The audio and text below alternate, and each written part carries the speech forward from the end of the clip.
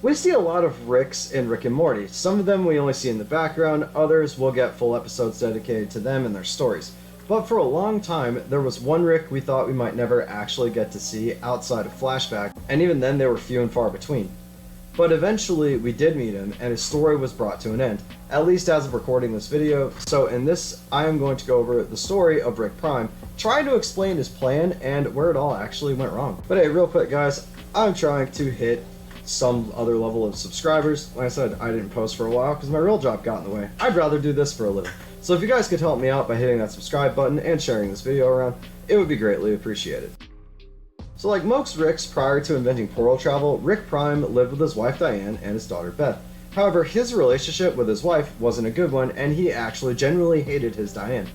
Also, like most Ricks, he was a scientist working on teleportation tech, eventually perfecting it and finding out that he is the last one in the universe to actually invent teleportation. But what this did lead him to was inventing a way to portal travel. Then he immediately leaves his families, probably looking at it as an escape, but his ambitions didn't end there. He didn't just want to be the smartest man on one Earth, but on every conceivable universe, and to quote Rick Prime himself, "You think it's cool being the smartest man on Earth. But once we give you this technology, you become the smartest thing in every conceivable universe, the infinite Rick, a god." So he starts universe hopping and giving portal technology to other versions of himself, allowing them to start universe hopping themselves. But here's where he starts running into some problems with his plan.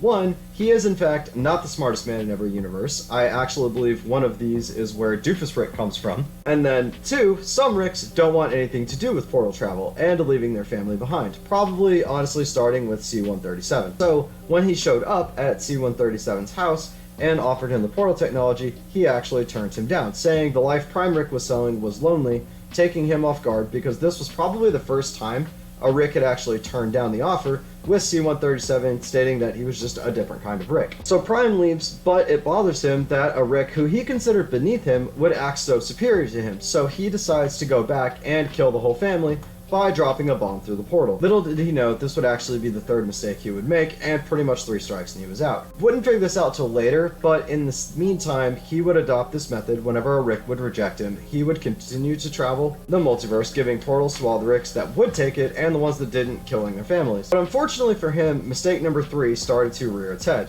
See, C-137 had invented portal travel himself, actually the only other Rick to invent it, and started to hunt down Prime, possibly giving the other Ricks who survived his murder attempt portal travel as well. So to get them off of his trail, he would create duplicates of himself, as well as many Saw-style traps to kill his pursuers and other things intended to throw them off. But with all of the Ricks hunting him, he also decides to wipe Diane from all existence as a deterrent. Viewing their attachment to her as the problem, he creates the Omega device and wipes Diane from all of existence. He also possibly planned on using the machine on Beth, but ended up only being able to use the device once, which actually ends up being his 4th mistake, because not only did this paint a bigger target on his back, making enemies of some of the Ricks who were originally on his side, it also drove C-137 to his absolute emotional limit, essentially becoming a one-man army against all other Ricks in an attempt to find Rick Prime, as well as creating an obsession with finding and killing him.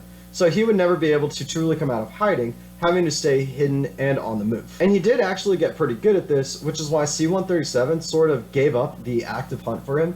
He signed a truce with the other Ricks and created the Council and the Citadel of Ricks, as well as the Central Finite Curve, and then moves to the Prime universe, moving in with Prime Ricks, Beth, and her family, all in hopes that he would come back to his old universe.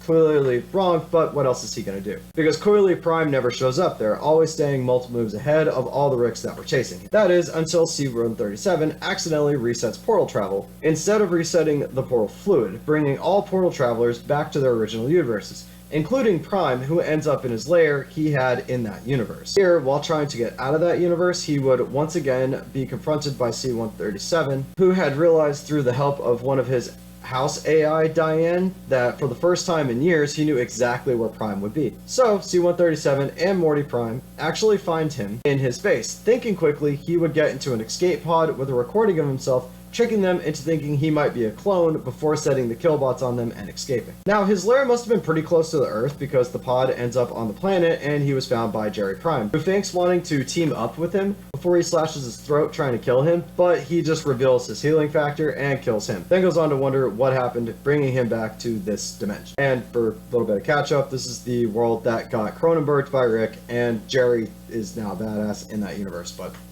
it's too late now because officially all of Morty Prime's family are dead. So his OG universe, they're all gone. But like most Ricks, he figures out how to rebuild his portal gun and then proceeds to double his decoys across the multiverse after all of the close call. But realizing that C-137 was closer than ever to finding him, he decides to rebuild the Omega device and actually completes it. Unfortunately for him, C-137, along with Prime and Evil Morty, actually end up teaming up when C-137 starts fracking the universe to bring Prime's clones to him, hoping to eventually get to the real Prime. Or at a minimum, just kill all of them until they stop showing up, and I guess he kind of accomplishes the same thing. But the three of them end up on the station with the Omega device, ultimately culminating with him facing off and getting the better of C-137, who realistically should have died, and Evil Morty outsmarting him by switching places with Morty Prime. Evil Morty would deactivate all of his defenses, fry all of his backups so he couldn't switch bodies, download the schematics for the device as a deterrent, bring C-137 back to life, and essentially hand Prime over to him on a silver platter. All the while, Rick Prime is trying to talk his way out of it, but Evil Morty pretty much wants nothing to do with it. And when C-137 is about to confront Prime, Prime tries to throw him off by telling him Evil Morty has the schematics, but 137 just doesn't care and basically just starts wailing on him. Defiant to the end, Prime tells him he's welcome, that he showed him infinity, and what did he do with it? Raised his grandson and hung out with echoes of his daughter, saying, "What's your life without him?" C-137's only response being, "Let's find out," in one of the coldest lines ever in this show. He would go on to say, "Admit it, you would have been me." He just walked into his garage first, and then saying that he even lived in his house before C-137 literally beats him to death. As far as we know, that was the end of Rick Prime. Though we didn't actually see the body after, so it is possible he will return, but I kind of sort of doubt it unless the newest season has already brought him back. I haven't actually managed to watch that one yet. So, once again, roast me in the comments if I'm wrong. But to sum everything up, he wanted to become a god, and to be honest, he accomplished that goal. Rick Sanchez is hands down the most powerful being in the multiverse and is considered a god to almost everyone who knows him. And this goes for every version of Rick across the multiverse. Well, with the exception of Doofus Rick and Tall Morty, aka Slow Rick. The irony is, though, through his own ego, he never actually had the chance to enjoy that fact, having to live his life on the run and constantly avoid all the other Ricks who are trying to kill him. That's pretty much everything there is to know about Rick Prime. And let me know in the comments down below if I missed anything, because quite frankly, I probably did, or if I misjudged the situation, but he is kind of like a one-note villain. I want to be the ultimate god of the multiverse, and he kind of is, in a sense. Unfortunately, like I said, he is dead. But let me know in the comments down below. Please remember to hit that subscribe button, hit that notifications button so you never miss another video from me, and I'll see you guys in the next video.